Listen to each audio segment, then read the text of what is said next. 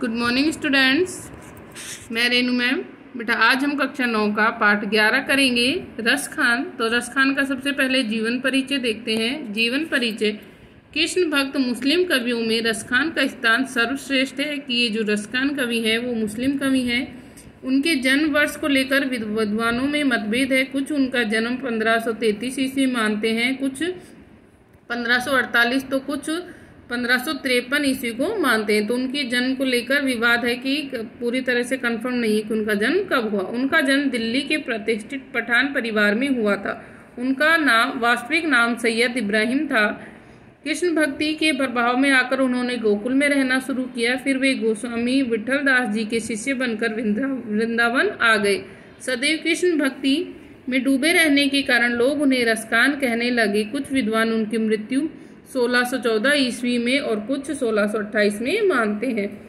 उनकी प्रमुख रचनाएं प्राप्त ग्रंथ है उनके दो, सुजान रसखान और प्रेम वाटिका। साहित्यिक विशेषता है इनकी कि कविवर रसखान की साहित्यिक विशेषता बड़ी ही अनूठी और रोचक है। उनका लौकिक प्रेम साधु संतों की संगति में आकर अलौकिक प्रेम में बदल गया। उन्होंने राधा कृष्ण की प्रेम लीलाओं, ब्रज महिमा का मनोहर वर्णन किया है। उनकी प्रेम की तन्मयता, भाव विविलता और आसक्ति का उल्लास बहुत ही प्रसिद्ध है।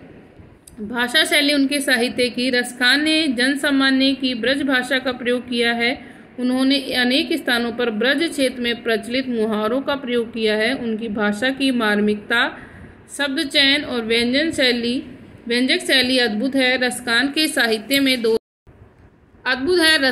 साहित्य में दोहे, कवित्व, सेवइयों की बाहुलता है। उन्होंने स्थानीय ब्रज भाषा के साथ साथ तद्भव शब्दों का प्रयोग भी किया है।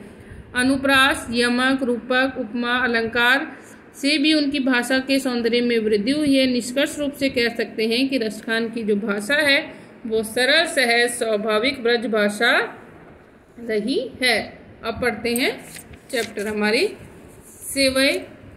रसखान कृष्ण की लीला भूमि वृंदावन और मथुरा के प्रसिद्ध की प्रत्येक वस्तु से प्रेम करते हैं, क्योंकि उनका संबंध उनके आराध्य देव श्री कृष्ण से है। वे मनुष्य, पशु, पक्षी के रूप में ब्रज में ही जन्म लेना चाहते हैं। गोवर्धन पर्वत का पत्थर बनना चाहते हैं। ग्वाल के रूप में श्री कृष्ण को जो कंबल और लाठी का प्रयोग करते हैं, उनके लिए वो तीनों लोगों का सुख छोड़ने को तैयार हैं। वे कृष्ण का सा रूप धारण करना चाहते हैं। ऐसे मनोहारी इन सेवइयों में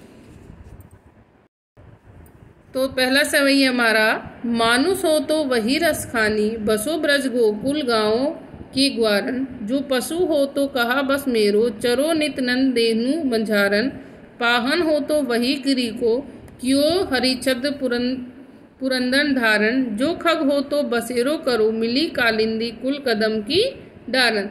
तो उपयुक्त सेवैया हमारी पाठ्य पुस्तक क्षितिज के अंतर्गत संकलित रसखान से ली गई है। इसमें रसखान ने कृष्ण के प्रति अपने अनन्य प्रेम और ब्रज भूमि तथा वहाँ के प्रत्येक वस्तु के प्रति अनुराग झलकता है। बसो यानी बसूं या वास करूं। कहाँ बस मेरा वश में न होना।